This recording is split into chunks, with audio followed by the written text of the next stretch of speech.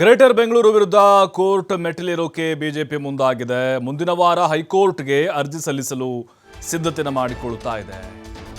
GBA ಹೆಸರಲ್ಲಿ ಬೆಂಗಳೂರಿನ ಸರ್ಕಾರ ಹೋಳು ಮಾಡೋಕೆ ಹೊರಟಿದೆ. ಈಗಾಗಲೇ 5 ವಿಭಾಗಗಳನ್ನಾಗಿ ಮಾಡಲಾಗಿದೆ ಬಿಬಿಎಂಪಿಯನ್ನು.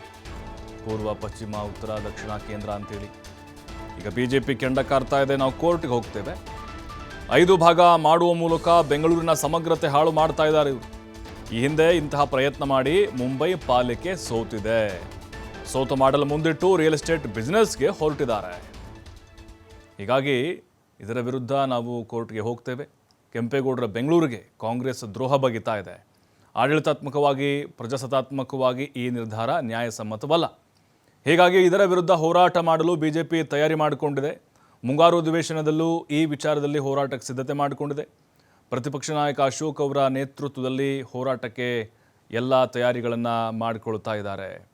ಯಾಕೆಂದರೆ ಈಗ ಗ್ರೇಟರ್ ಬೆಂಗಳೂರು ಅನ್ನುವಂತಹ ಕಾನ್ಸೆಪ್ಟ್ನ ಅಡಿಯಲ್ಲಿ ಬಿಬಿಎಂಪಿಯನ್ನು 5 ಭಾಗಗಳನ್ನಾಗಿ ಮಾಡಲಾಗಿದೆ. ಮೊನ್ನೆ ಕೂಡ ಅಧಿಸೂಚನೆಯನ್ನು ಹೊರಡಿಸಲಾಗಿದೆ.